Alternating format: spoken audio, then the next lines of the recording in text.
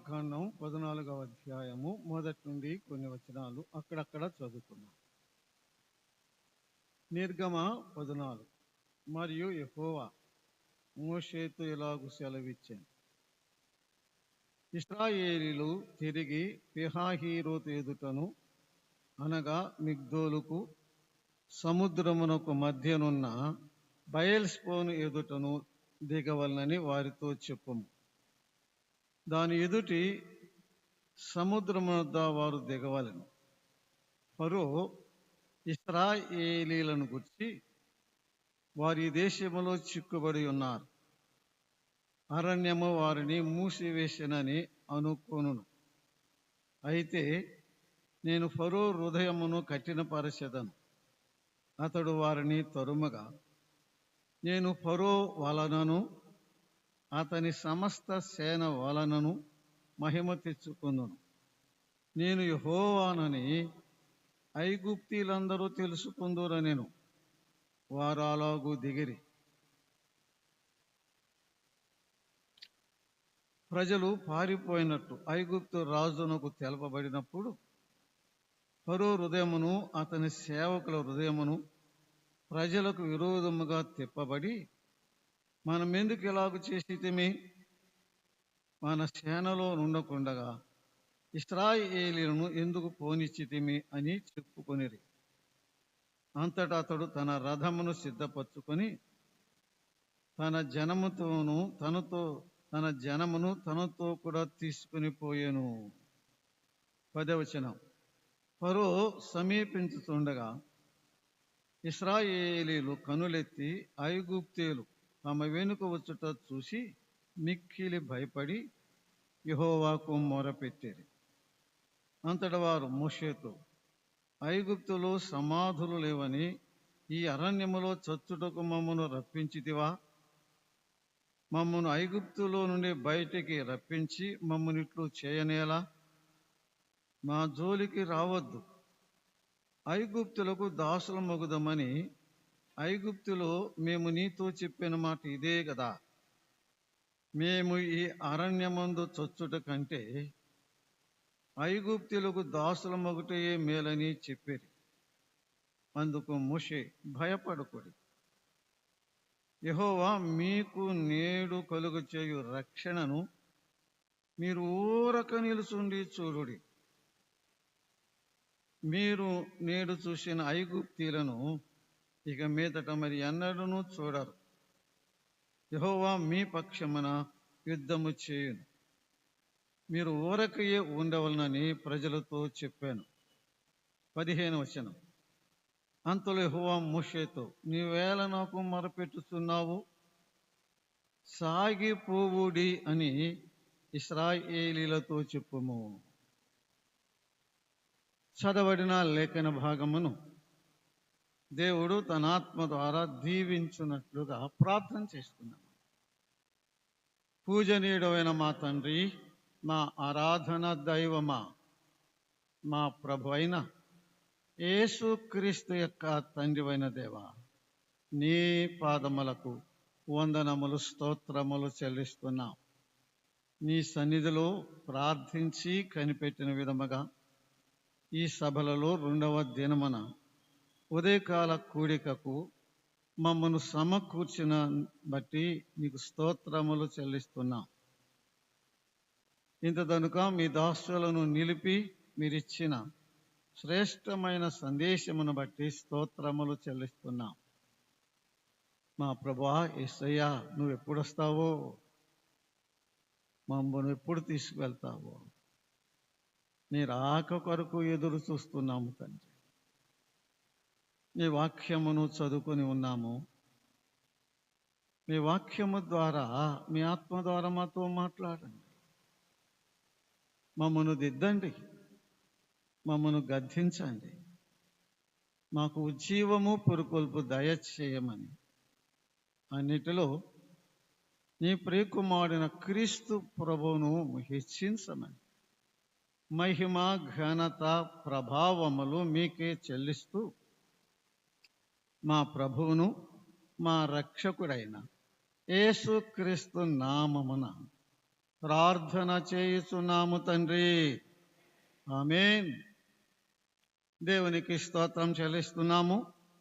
దేవుని యొక్క మహాకృపను బట్టి ఈ 2వ దినమున ఉదయకాల కోడికలో దేవుని దాసుల ద్వారా దేవుడు మనతో మాట్లాడిన సందేశములను బట్టి దేవునికి స్తోత్రములు చెల్లిస్తున్నాం.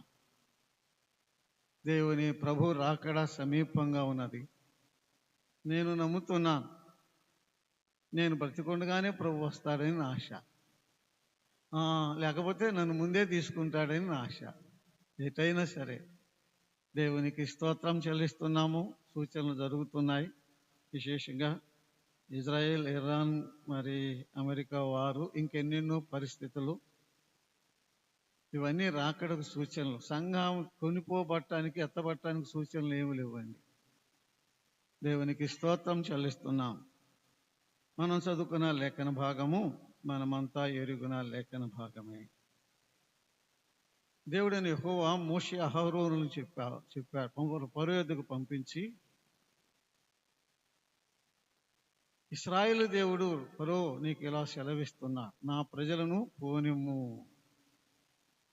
అని చెప్పమన్నాడు. అప్పుడు పోయి చెప్తే ఫరో ఏమన్నాడు?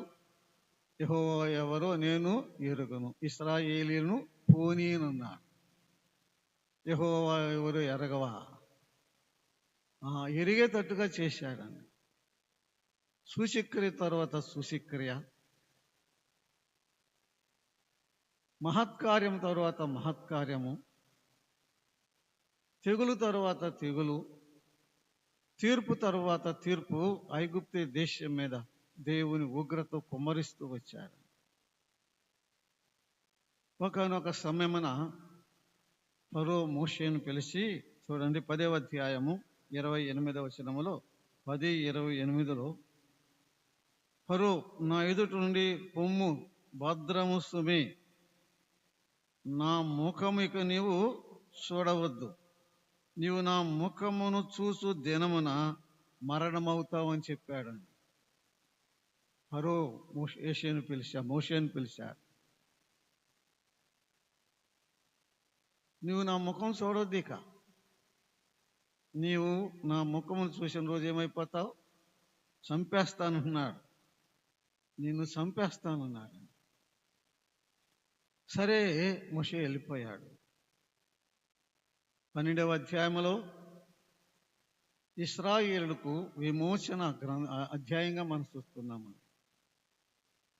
సూచక్రియల ద్వారా, మహత్కార్యాల ద్వారా, మహిమల ద్వారా ఇశ్రాయేలీలకు విమోచన కలగలేదు.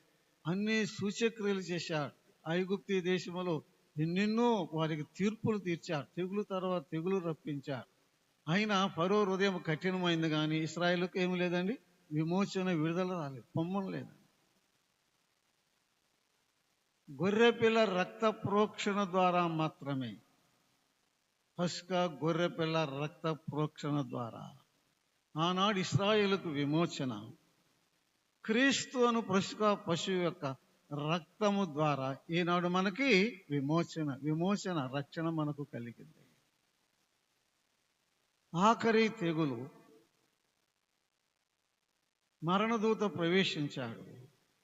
ఐగుప్తు దేశంలో మొదటి కొడుకు, జ్యేష్ఠ పుత్రుడు అంతా చనిపోయారని.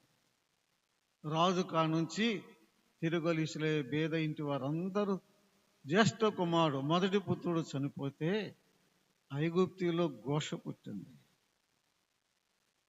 ఫరో మోషేను పిలిపించాడు. ఇందాకేమన్నాడు? నువ్వు నా ముఖం చూస్తే నేను చంపేస్తానన్నాడు కదా అండి.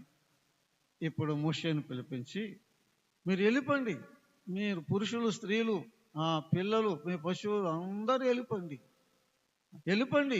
అన్నాడు. అలాగా రాజా, వెళ్ళిపోతున్నామన్నాడు. మోషే అంత లెక్కెళ్ళి ఉంటాడేమో, ఊరక చెప్తున్నా. వెళ్ళిపోతున్నా అని చెప్పి అంత లెక్క వెళ్ళాడు. మోషే వెళ్తున్నావా? వెళ్తున్నాను. మోషే వెళ్తున్నావా? వెళ్తున్నా. దగ్గరకు రా. దగ్గరకు వచ్చా. నన్ను దీవించు. చూడండి, 12వ అధ్యాయము వచనం 32లో ఆ మాట చూస్తున్నాను. మీరు చెప్పినట్లు మీ మందలు మీ పశువులను తీసుకుని పోవుడి, నన్ను దీవించుడి అని చెప్పాను. నన్ను దీవించెళ్ళు. అప్పుడు ఫరో మోషేను ఇంతకు ముందేమన్నాడు? నా ముఖం చూస్తే నిన్ను చంపేస్తా, నీ ముఖం అసలు చూపించొద్దు అన్నాడు. ఇప్పుడు ఏమంటున్నాడు? నన్ను దీవించి వెళ్ళు. The power of the godliness, the power of the real saints, దైవభక్తులు ఉన్న శక్తి అదండి. నిజమైన భక్తుల యొక్క శక్తిని మనం అక్కడ చూస్తున్నాం. ఫరో మోషేను దీవించమని కోరుతున్నాడు. ఇప్పుడు మోషే ఫరోను దీవించాలంటే చెయ్యి ఏం చేయాలండి? ఇట్లా ఎత్తాలి కదా. ఫరో ఏం చేయాలి? తల వంచాలి. ఫరో తల దించాడు, మోషే దీవించి వెళ్ళిపోయాడు. లోకం ఎదురు చూస్తుంది ఇప్పుడు కూడా. అసలైన శిశులైన భక్తుల కొరకు నమ్మని వారు అందరూ ఎదురు చూస్తున్నారు. ఎవరి కొరకు? నిజమైన క్రీస్తు భక్తుల కొరకు, నిజమైన క్రీస్తు భక్తుల కొరకు, సద్భక్తితో బ్రతుకు విశ్వాసుల కొరకు. లోకం నమ్మని వారు అందరండి ఎదురు చూస్తున్నారు. కావాలి లోకానికి. వారు వెళ్ళిపోతున్నారు. వారు ఐగుప్తు నుంచి బయటకు వచ్చేసారు ఇశ్రాయేల్ సైన్యం. రాత్రి మనం చెప్పుకున్నాం కదా, నేను విడిపిస్తా. రెండవది ఏం చెప్పండి? నేను నడిపిస్తానన్నాడు కదా.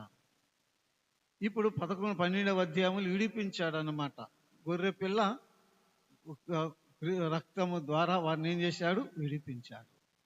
ఒక బాధ్యత అయిపోయింది కదా. ఇంకొక బాధ్యత ఏంటి? నడిపించే బాధ్యత అన్నమాట. దేవుడు ఇశ్రాయేలీయులను ఐగుప్తు దేశం నుండి వాగ్దాన దేశానికి, దానినే కానాను దేశం అంటారండి, ఆ దేశానికి వారిని నడిపించే బాధ్యత తీసుకున్నాడు. ఆయన వారిని నడిపిస్తున్నాడు. యోషువ గ్రంథములో వారు వాగ్దాన దేశములో ప్రవేశించారు. ఐగుప్తు దేశము నుండి కానాను దేశానికి వారు యాత్ర చేశారు కాబట్టి దీనిని కానాను యాత్ర అంటారండి. ఏమంటారు? కానాను యాత్ర అంటే అది అర్థం అన్నమాట. ఎక్కడి నుంచి? ఐగుప్తు దేశం నుండి వాగ్దాన దేశం, దానికి మొదటి పేరు కానాను దేశం. దాన్ని దేవుడు వాగ్దానం చేసి అబ్రహాం, ఇస్సాకు, యాకోబులకు ఇచ్చాడు కాబట్టి అది వాగ్దాన దేశం. కానాను దేశం నుండి వాగ్దాన దేశానికి వారిని నడిపించాడు కాబట్టి, వారి యాత్ర చేశారు కాబట్టి అది కానాను యాత్ర అన్నారు. మనది ఆత్మీయ యాత్ర అండి. మనది ఏ యాత్ర చెప్పండి? మనది ఆత్మీయ యాత్ర. ఈ కానాను యాత్రలో ఎన్నో మజిలీలు అంటే స్థలాలు అన్నమాట. కొంత దూరం ప్రయాణం చేస్తారు, ఆగుతారు, మళ్ళీ అక్కడ కొంతకాలం ఉంటారు, మరలా ముందుకు సాగిపోతారు. ఆ ఆగిన స్థలాన్ని మజిలీ అంటారన్నమాట. ఎన్నో మజిలీలతో ఎన్నో చోట ప్రయాణాలు చేసి ఆగి కొంతకాలం ఉండి మరలా ప్రయాణం చేస్తూ వచ్చారు. ఇప్పుడు 13వ అధ్యాయం చూడండి. 13వ అధ్యాయము 17 వచనమండి. 13వ అధ్యాయము 17. మరియు ఫరో ప్రజలను పోనీయగా దేవుడు, ఈ ప్రజలు యుద్ధము చూసినప్పుడు వారు పశ్చాత్తాపపడి ఐగుప్తుకు తిరుగుదురేమో అనుకొని ఫిలిష్తుల దేశము సమీపమైనను ఆ మార్గమున వారిని నడిపింపలేదు. అయితే దేవుడు ప్రజలు చుట్టూ దారియగు ఎర్ర సముద్రపు అరణ్య మార్గమున నడిపించెను. దేవుడని యెహోవా వారిని నడిపించిన విధానం మనం చూస్తున్నాం. 21వ వచనమండి. వారు పగలు రాత్రియు ప్రయాణము చేయనట్లుగా యెహోవా త్రోవలో వారిని నడిపించుటకై పగటి వేళ మేఘస్తంభములోను వారికి వెలుగిచ్చుటకై రాత్రివేళ అగ్నిస్తంభములోను ఉండి వారికి ముందుగా నడుచుచూ వచ్చాను. వారికి ముందుగా నడుచుచూ వచ్చాను. ఐగుప్తు దేశం నుండి కనాను దేశానికి వెళ్ళటానికి రెండు మార్గాలు ఉన్నాయని చెప్తున్నాడండి. ఒకటి దగ్గర దారి ఉన్నది అంటున్నాడండి, సమీపమైన మార్గము అంటున్నాడండి. మరి ఒకటి చుట్టూ దారి ఉన్నది అంటున్నాడండి. ఐగుప్తు నుండి కనాను దేశానికి వెళ్ళటానికి 2 దారులు ఉన్నాయని చెప్తున్నాడు. ఒకటి సమీప మార్గం, ఒకటి రెండవది చుట్టూ దారి. దేవుడని యెహోవా తన ప్రజలను సమీప మార్గములో నడిపించలేదండి. సమీప మార్గములో నడిపించలేదండి. ఎట్లా నడిపించాడు? చుట్టూ దారిని నడిపించాడు. చుట్టూ దారిని నడిపించాడు. ఎలా నడిపించాడు? ఇప్పుడు మనం చదువుకున్నామే. 21వ వచనం ఆఖరి మాట అండి. వారికి ముందుగా నడుచుచూ వారిని ఏం చేశాడు? నడిపించాడు. వారికి ముందు నడుస్తూ ఏం చేశాడు? వారిని నడిపించాడు. పగటి వేళ మేఘస్తంభములో, రాత్రి వేళ అగ్నిస్తంభములో ఆయన ప్రత్యక్షమై వారిని నడిపిస్తూ వచ్చాడు. వారికి ముందు ఉంటూ నడిపిస్తూ వచ్చాడు. ఆయన ముందు నడుస్తూ వారిని నడిపించాడు. అది ఆ విధానం మనం అక్కడ చూస్తున్నామండి. అయితే దేవుని యొక్క సంకల్పములో, దేవుని చిత్తములో, దేవుని ప్రణాళికలో ఏ దారి ఉంది? ఇప్పుడే కదా చెప్పింది. చుట్టూ దారి ఉంది. ఏ దారి లేదు? సమీప దారి లేదు. సమీప దారి లేదు అంటే దగ్గర దారి కదండి. సహజంగా మానవులైన మనము ఏ దారిని పోవాలని కోరుకుంటాం? అందరం కదండి. ఏ మార్గం చెప్పండి? ఏ దారిని వెళ్ళాలని? సమీప మార్గమున దగ్గర దారిని వెళ్ళాలనే కోరుకుంటాం. అట్లా దేవుడు ఒప్పుకోట్లా. ఎందుకంటే ఈ దగ్గర దారికి ఇంకొక మాట ఉంటుందండి మా ప్రాంతంలో. ఏ దారి అయ్యా? అడ్డదారి. ఇక్కడ కూడా ఉంటుంది ఆ మాట. అడ్డదారి. విశ్వాసీ, దైవ చిత్తములు అడ్డదారులు లేవు. అడ్డదారిని తక్కొద్దు. ఇది దేవుని ఆజ్ఞ, ఇది దేవుని చిత్తం. దేవుని గ్రంథం తేటగా మనకు తెలియచేస్తున్నదండి. అడ్డదారులు తొక్కొద్దు. ఎన్నోసార్లు అడ్డదారులు తొక్కుతున్నాం మనం.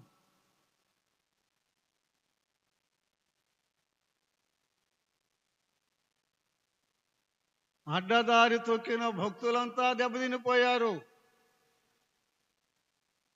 అడ్డదారిని వెళ్ళిన భక్తులంతా ఏమయ్యారు చెప్పండి? భక్తులంతా నష్టపోయారు, దెబ్బతిన్నారు, దేవుని కోపానికి గురి అయ్యారు. ఆనాడైనా ఈనాడైనా ఏనాడైనా నేనైనా నీవైనా అడ్డదారులు తక్కొద్దు. ఉదాహరణకి ఊరికి చెప్పుకుందాం. ఉద్యోగం పరీక్ష రాశాడు, బాగా రాలేదు. డబ్బులు ఇస్తే ఏమొచ్చిద్దండి? లంచం ఇస్తే ఏమొద్ది? లంచం ఇచ్చి ఉద్యోగం తప్పించుకోవటమే అడ్డదారి అన్నమాట. లంచం ఇచ్చి ఉద్యోగం తెప్పించుకోవటమే అడ్డదారండి. నిజంగా నేను కూడా ఒకసారి ఒక పెద్ద తప్పు చేశానండి. మా పెద్ద అబ్బాయికి ఎంఎస్సి సీటు విషయంలో బయోకెమిస్ట్రీకి అప్లై చేస్తే రాలా. ఇంకేదో ఇంకో ఏదో వచ్చిందండి. అదే కావాలని హెడ్ ఆఫ్ ది డిపార్ట్మెంటు నాకు ఫ్రెండ్ అనమాట, మా ఫ్రెండే. నేను పోయి కూర్చున్నా. ఏం చేసేది పనులు అట్టిచ్చేది అన్నారు. మొత్తానికి ఏదో చేసి ఏం చేశాడండి? సీట్ ఇచ్చాడు. చదివాడు, మంచి మార్కులు వచ్చింది. దాని ద్వారా ఉద్యోగమే రాలేదయ్యా. ఆనాడు ఏదైతే వద్దు అనుకున్న ఆ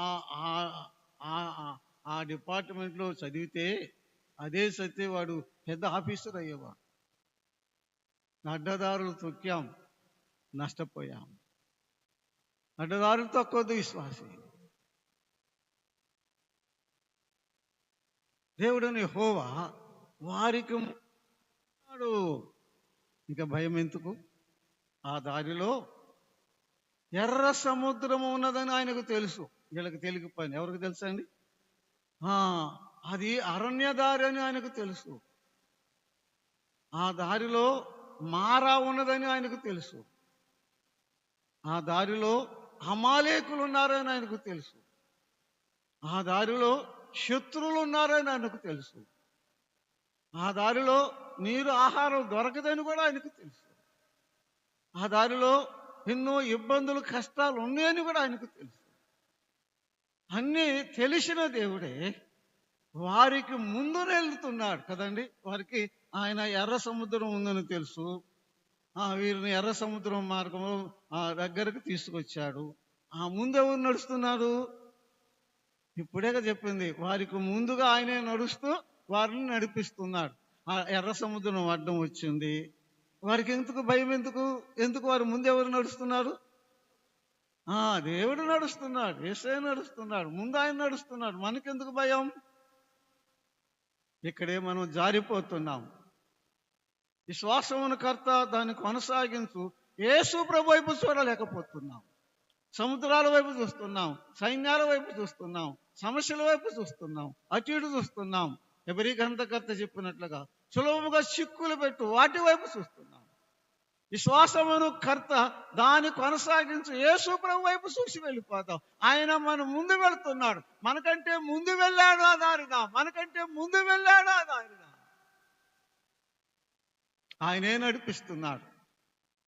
జారిపోవద్దు, కృంగిపోవద్దు, ఆగిపోవద్దు, వెనకపడవద్దు.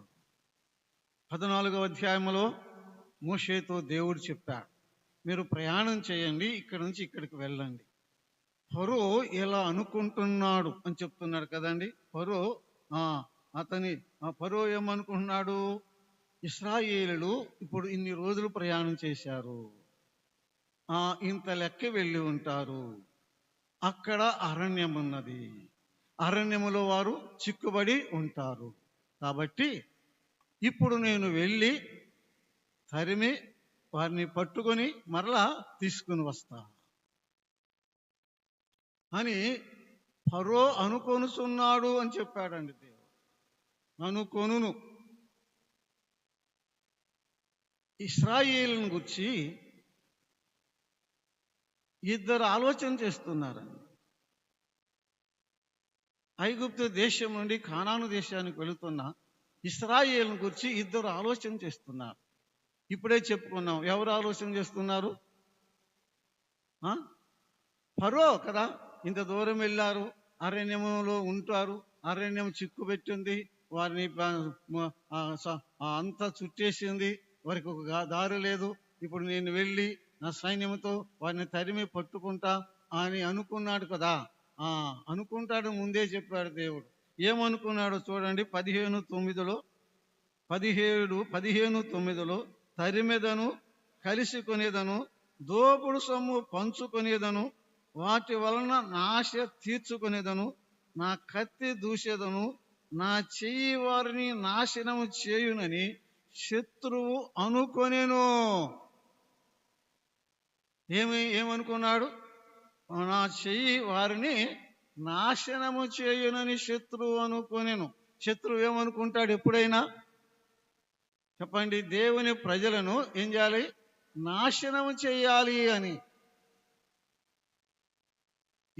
ఫరో సాతానుకు సాదృశ్యం, ఐగుప్తి లోకానికి సాదృశ్యం.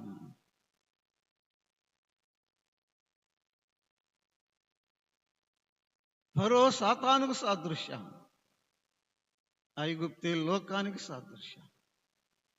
ఫరో ఇశ్రాయేలులు తరిమిద నాశనం చేస్తా అరణ్యంలో చిక్కుబడి ఉన్నారు. ఇదే అదునని పట్టుకోవటానికి పరమటానికి అందుకని ఫరో అనుకుంటున్నాడు.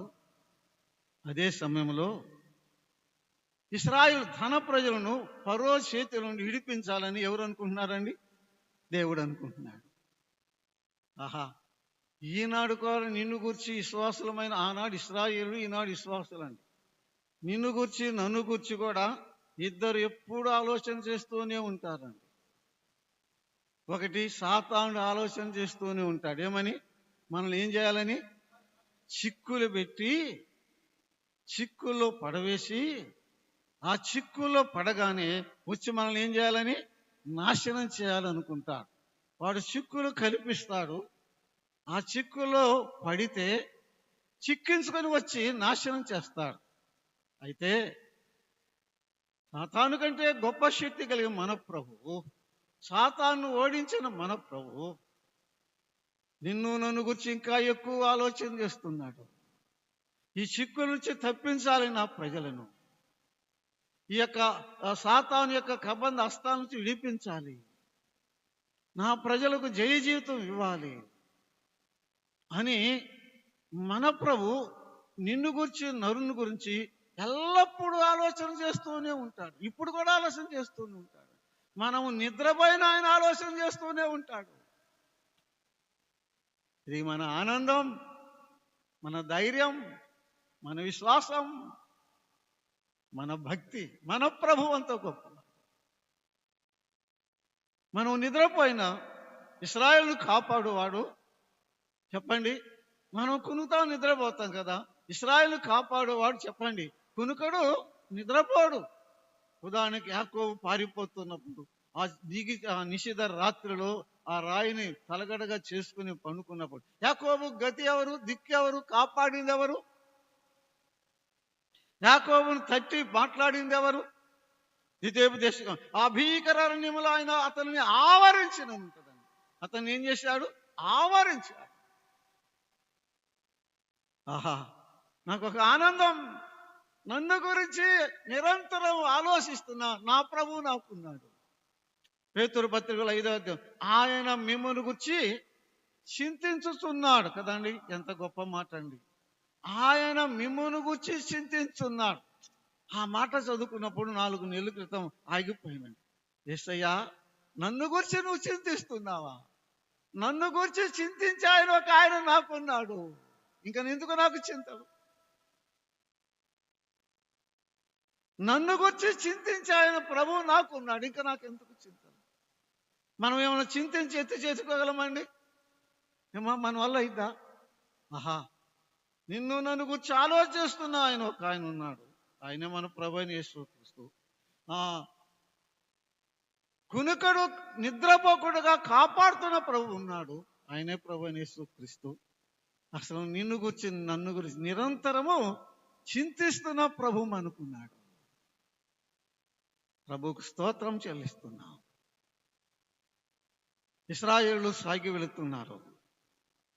ఫరో సైన్యానికి ఆజ్ఞేశాడు, రథాలు గుర్రాలు సిద్ధపరచండి. శ్రేష్టమైన 600 రథములు గుర్రము సిద్ధపరిచాడు. తాను కూడా బయలుదేరాడు. ఫరో రథాలు తరుముతూ ఉన్న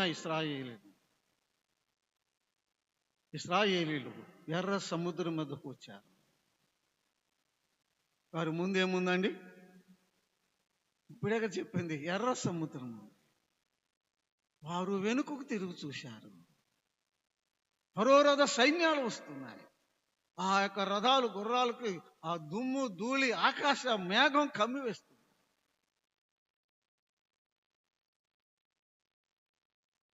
ముందు చూస్తే సముద్రం, వెనుక చూస్తే సైన్యం, చుట్టూ అరణ్యం. ఇశ్రాయేలు ఒకానొక సమయమున వారి యొక్క స్థితిని మనం చూస్తున్నాం. అటువంటి స్థితి, ఆ పరిస్థితి నీ జీవితంలో, నా జీవితంలో కూడా వస్తుంది. వచ్చే ఉంటుంది, వస్తుంది. ముందు ఏముంది?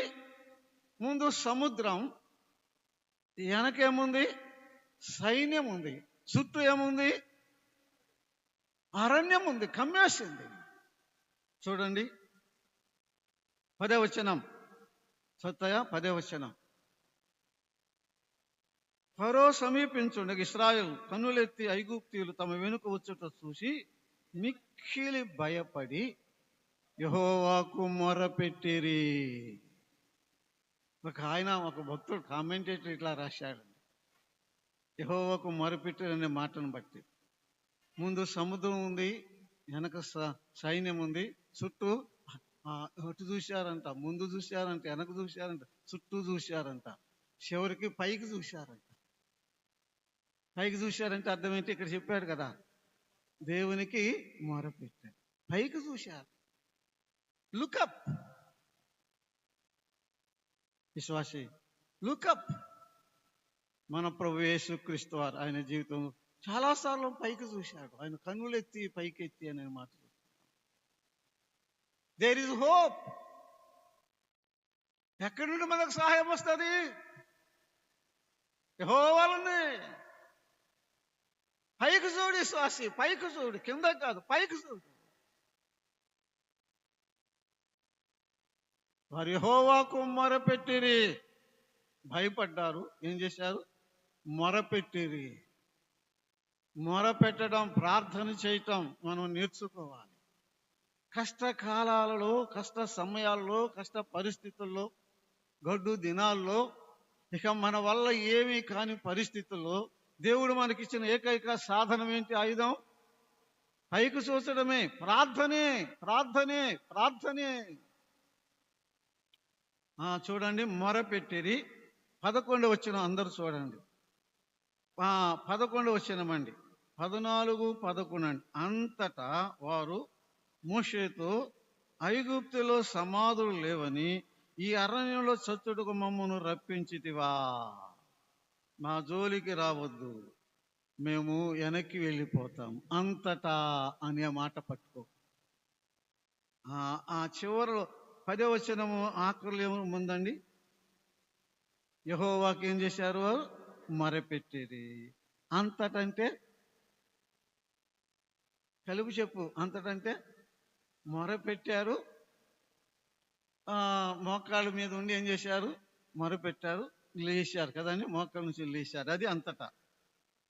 వారు మోషేతో, ఐగుప్తులో సమాధులు లేవా? మమ్మల్ని ఎక్కడికి తీసుకొచ్చావు?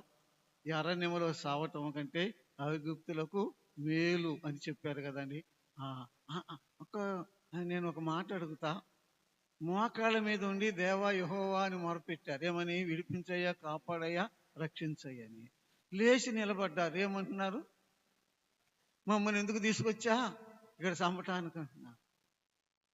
అరే, మోకాళ్ళ నుంచి నిలబడటానికి ఎంత టైం పట్టిద్ది?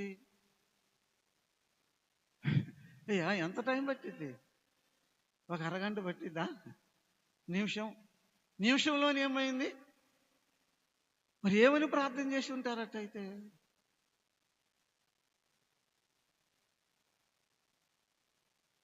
A.W. టోజర్ అనే గొప్ప భక్తుడు ఉన్నాడు, చాలా పుస్తకాలు రాశాడు ఆయన అంటాడు, సూడో ఫెయిత్ అంటారు. అంటే మాయ విశ్వాసం అంటవారు. ఏ విశ్వాసం అండి? ఎవరిది? ఇస్రాయేల్ దాంట్లో పెద్ద అందరం అనేవాళ్ళు. ఇస్రాయేల్ కాదు, అయ్యో మందే, విశ్వాసులదే. ఈనాడు విశ్వాసుల్లో చాలా మంది మాయ విశ్వాసులు ఉన్నారు. Pseudo faith. ప్రార్థన చేస్తారు, ఎట్టెట్టా అని అటు ఇటు పోతా ఉంటారు. ప్రార్థన చేస్తారు, ఏం చేయమంటావు బ్రదర్ అంటా ఉంటా కదా. నువ్వు ప్రార్థన చేసింది బ్రదర్ కంటే గొప్ప ఆయన కాదా? సేవకుడి కంటే గొప్ప ఆయన కాదా? ఏది నీ విశ్వాసం? ప్రభు శిష్యులు చాలాసార్లు అల్ప విశ్వాసులారా అన్నారు కదండి, అనలేదండి? అల్ప విశ్వాసులారా. వాళ్ళే నయం. మనం అసలు మనది అల్ప విశ్వాసం కూడా కదా. మనది ఏ విశ్వాసం? మాయ విశ్వాసం. ఎంతకాలం ఈ మాయ విశ్వాసంలో జీవిస్తావు? ఎంతకాలం? నా విశ్వాసం, నీ విశ్వాసం పరీక్ష చేసుకుందాం, పరిశీలన చేసుకుందాం. ఇది అసలైన నిజమైన విశ్వాసమేనా? అల్ప విశ్వాసమా? మాయ విశ్వాసమా? అనుమానం, సందేహంతో కూడిన విశ్వాసమా? ప్రార్థన చేస్తాం కానీ దేవుడు చేస్తాడో చేయడో అని అనుకుంటూ ఉంటామని. ఐర్లాండ్ దేశంలో ఒక వృద్ధురాలు, జరిగినదేనండి, నేను ఎవరు డైలీ బ్రెడ్లో చదివా, ఇప్పుడు 80లో. ఆమె ఇంటి ముందు ఒక కొండ ఉందంట. ఆ విశ్వాసంతో ప్రార్థన చేస్తూ కొండ లెగిసిపోయిద్దని ప్రభువు చెప్పాడు కదా. వృద్ధురాలు విశ్వాసి ఆమె. ఆ రోజు బాగా వాక్యం చదువుకుంది. అయ్యా, నాకు ఈ కొండ మూలన నా ఇంటికి వెళ్తూ రావట్లేదు, చాలా ఎప్పుడో పొద్దుెక్కిన దాకా విశ్వాసంతో ప్రార్థన చేస్తానన్నావు, చేస్తే కొండ తీస్తాన్నావు కదా, యేసయ్యా తెల్లారిపాటికి కొండ తీసే ముందు ప్రార్థన చేసిందంట. తెల్లారిందంట, లేచి గబగబ వచ్చి కిటికీ వైపు చూస్తుంది. ఎందుకు? కొండ ఉందా పోయిందా అని నేను చూస్తే కొండ ఉందంట. ఏముంది? కొండ ఉందంట. ఆమె అంటుందండి, నేను అనుకుంటానే ఉన్నానందంట. ఏమంది? నేను అనుకుంటానే ఉన్నా. ఏమని ప్రార్థన చేసింది? కొండ తీసేయమని. ఏమనుకుంటుంది ఈ రేత్రంతా? ఇది ఎందుకు పోయిద్దిలే, ఇది నేను అనుకుంటానే ఉండా. ఎందుకు పోయిద్ది? పై భక్తి నటన జీవితం వద్దు, విశ్వాసం. శిష్యులు ఆఖరికి ప్రభువుని అడిగారు, ప్రభా మా విశ్వాసం అభివృద్ధి పరచయ్యా, మాకంతే చాలు, దట్ ఈస్ ఎనఫ్. మా విశ్వాసం అల్ప విశ్వాసమేనయ్యా, నువ్వు అన్నావు మమ్మల్ని అల్ప విశ్వాసమే. మా విశ్వాసం అభివృద్ధి పరచు, నీ అభివృద్ధి పరచావు దేవుడవు, మా విశ్వాసం అభివృద్ధి పరచావు. ఆ ప్రార్థన చేద్దాం. వారు అన్న మాట ఇశ్రాయేలు చరిత్రలో చాలా విచారకరమైన మాట అండి. ఇశ్రాయేలు చరిత్రలో పెద్ద దుర్ఘటన ఇది. ఇది గొప్ప దుర్ఘటన అండి. మోషే వచ్చాడు, ఏమన్నారు చూపించాడండి, ఈ అరణ్యములో చచ్చుట కంటే ఐగుప్తీయులకు దాసుల మగుట మేలు. అసలు ఈ ఐగుప్తి అనే మాట ఇక మీరు నిర్గమకాండం 14వ అధ్యాయం నుండి చదవండి. ఇశ్రాయేలు మాట ఎప్పుడు ఐగుప్తి అనే మాటే వస్తుందండి. వారు సారికి ఐగుప్తి పోగోరిరి అని ఉంటది కదా.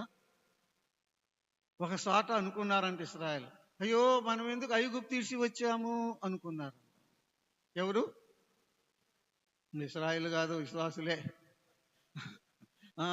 కష్టాలు శ్రమలు వచ్చినప్పుడు ఇన్ని బాధలు ఇన్ని కష్టాలు వస్తాయని ముందే తెలిస్తే చెప్పండి, అదేనా అందరూ తెలుసుకునే మాటే కదా. అసలు నమ్ముకునేవాడినే కాదు, నమ్ముకునేదాన్నే కాదు. ఎన్నిసార్లు నమ్ముకున్నా ఎందుకో నమ్ముకోకపోతే బాగుండేదని హృదయంలో చాలాసార్లు అనుకున్నాము. మోసపోవాలని ఒట్టి మాట కాదయ్యా, నిజమే.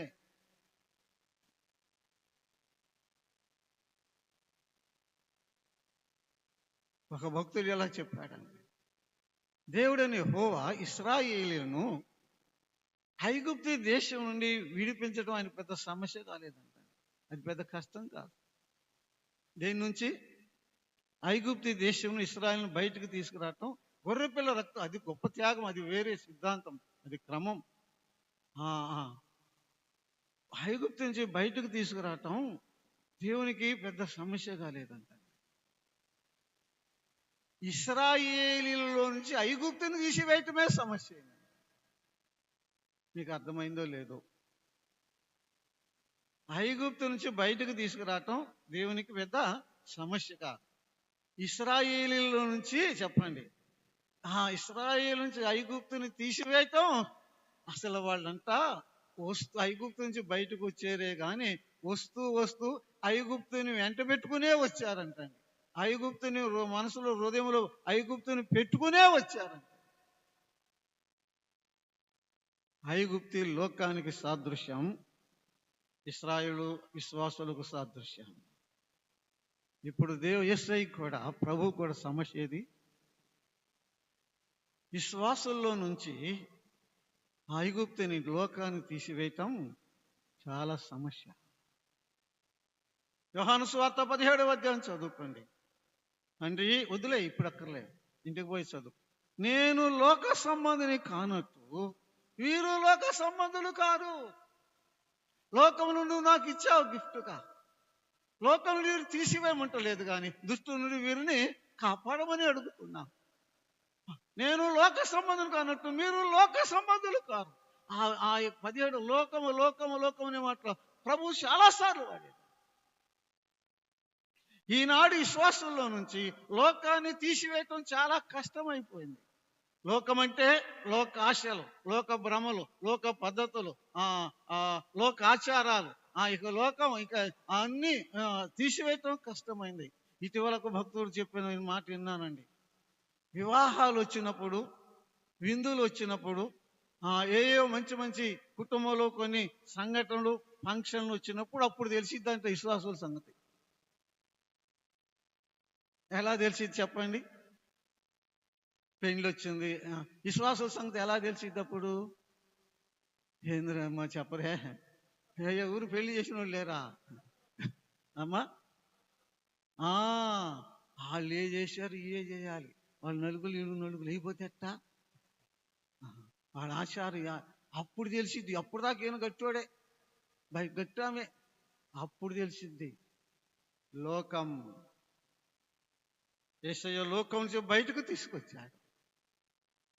నేను లోక సంబంధిని కాను, మీరు లోక సంబంధులు కారు.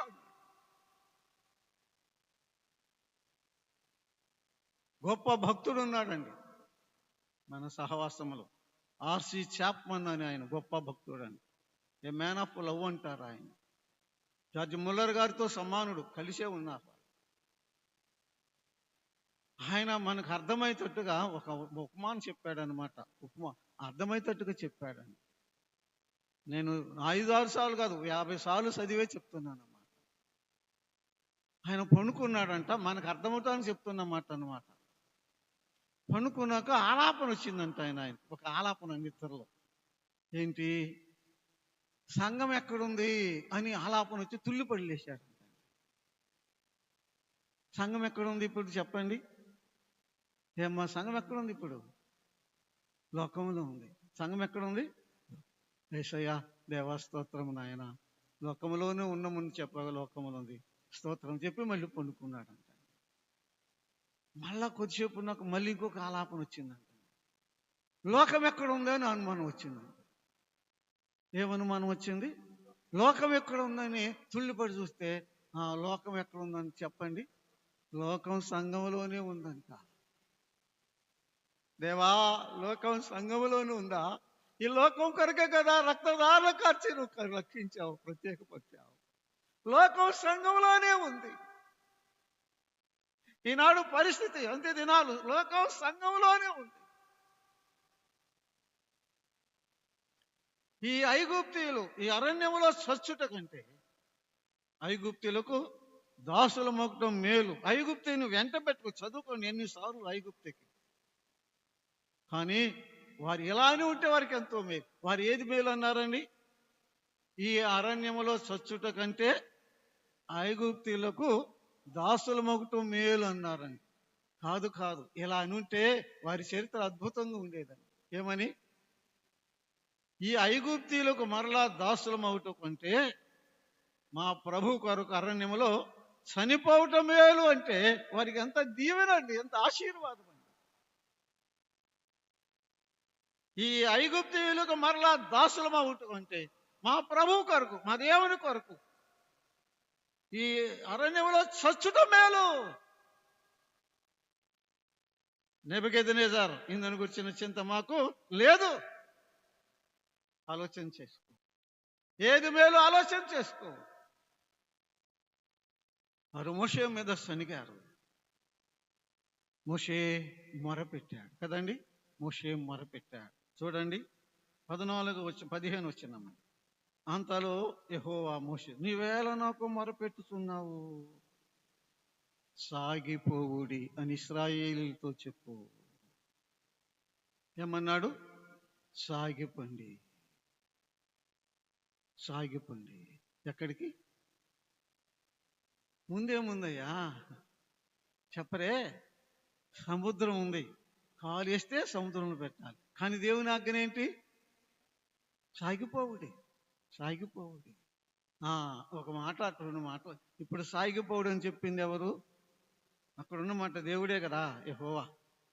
దానికి వ్యతిరేకమైన మాట ఏంటండి? ఆగిపోవు. ఆగిపోవుడని చెప్పేది ఎవరు అమ్మా? అయ్యా ఏందయ్యా, ఆగిపోవుడనే మాట ఎవరిది? సాతానుది. సాగిపోవుడనే మాట దేవునిది. మరి ఆగిపోతావు సాగిపోతావు, ఎవరు మాట వింటావు? తెలుసుకుని వెళ్ళి ఇక్కడి నుంచి. సాగిపోవుడి దేవుని మాట, ఆగిపోవుడి సాతాను మాట. రోజంతా పనిచేసి వచ్చి అక్కడ చర్చిలో మరి పాటలు పాడుతున్నా కూడా ఏం పోతాంలే, ఇదంతా అలసిపోయామని ఈసారి కూడికలు వెళ్తాం అనుకున్న వాళ్ళు చాలా మంది రైతులు కూడికి వెళ్ళకుండా లేరమ్మా సంఘాల్లో. ఆగిపోమని చెప్పేది ఎవరు అనుకున్నా? ఎవరో అనుకో, మాకెవరు? సాతాను. ఎన్నిసార్లు ఆగిపోయావు? ఆరాధనకు ఆగిపోయావు, ప్రార్థనకు ఆగిపోయావు, బైబిల్ క్లాసులకు ఆగిపోయావు, సేవకారికి ఆగిపోయావు, ప్రభు కార్యాలకు ఆగిపోయావు. ఎన్నిసార్లు సాతాను మాట విని ఆగిపోయావు? దేవుడు అంటున్నాడు సాగిపో, నువ్వు సాగిపో. నేనున్నా కదా, ముందు ఎవరు వెళ్తున్నారు? నేను ఉన్నా కదా, నువ్వు సాగిపో. ఇశ్రాయేలు సాగిపోతే దేవుడు ఏం చేయబోతున్నాడు? సాగిపోవుడి అని చెప్పిన ఆయన, వారు సాగిపోతే, ఆయన ఆజ్ఞ పాట విని వారు సాగిపోతే వారు ఏం చేయబోతున్నాడు? ఆయన ఏం చేయబోతున్నాడు? అద్భుతం చేయబోతున్నాడు. అద్భుతములు చేయువాడని 15వ కీర్తనలో పాడారు కదా, 15వ అధ్యాయంలో. ఎర్ర సముద్రం దాటిన తర్వాత అద్భుతములు చేయువాడా, నీ వంటి వాడు. ఎప్పుడు ఆయన అద్భుతాలు చేసేది? అది సాగిపోతే అద్భుతాలు చేస్తాడు, ఆగిపోతే కాదు. ఆగిపోతే ఒకడు వస్తున్నాడు వెనకమాల. అమ్మా, ఆగిపోతే ఒకడు వస్తున్నాడు, పట్టుకుని వెనక్కి తీసుకెళ్తాడు. తరిమిదను నాశనం చేస్తాను. యేసు అంటున్నాడు, ప్రభు అంటున్నాడు సాగిపో. ఇశ్రాయేలు సాగిపోయారు. దేవుడు సముద్రమును పాయలు చేస్తున్నారు. వారు వెళుతున్నారు, సముద్రం ఏమవుతుంది చెప్పండి? వారు వెళుతున్నారు, సముద్రం ఏమవుతుంది? పాయలు దారిని ఎర్రను 6 నెలలు నడిచినట్టు వారు నడిచిపోయారు. వారు సాగిపోతున్నారు, ప్రభు అద్భుతం చేస్తున్నారు. సాగిపోతున్నారు, అద్భుతం చేస్తున్నారు. సాగిపోయి అద్దరికి వెళ్ళినాక అద్భుతములు చేయి దేవుడు నీవే. వెలుపుల్లో నీ వంటి వాడెవరు? పరిశుద్ధాన్ని బట్టి నువ్వు మహనీయుడు, స్థుతిగీతను బట్టి పూజనీయుడు, అద్భుతములు చేయువాడు నీ వంటి వాడెవరు? They sang and they dance. సాగిపోయి శ్వాస. సముద్రం అడ్డం వచ్చినా సాగిపో, మారా అడ్డం వచ్చినా సాగిపో, అమాలేకులు వచ్చినా సాగిపో, అరణ్యం చుట్టూ వేసినా సాగిపో, శత్రు సమూహం వచ్చినా సాగిపో, సిక్కులు వచ్చినా సాగిపో, సమస్యలు వచ్చినా సాగిపో, కష్టాలు వచ్చినా సాగిపో, శ్రమలు వచ్చినా సాగిపో, ఏ దారి లేనప్పుడు సాగిపో. విశ్వాసమని ఒక కర్త, దాన్ని కొనసాగించు. యేసు ప్రభు వైపు చూస్తూ సాగిపోదాం. ఒక్క వచనం చదువుకుందామండి. హెబ్రీయులకు రాసిన పత్రిక 6వ అధ్యాయము 1-2 వచనాలు చదువుకుందాం. హెబ్రీయులకు రాసిన పత్రిక 1వ అధ్యాయము 6వ అధ్యాయము 1 వచనాలు. హెబ్రీ 6:1-2. కాబట్టి నిర్జీవ క్రియలను విడిచి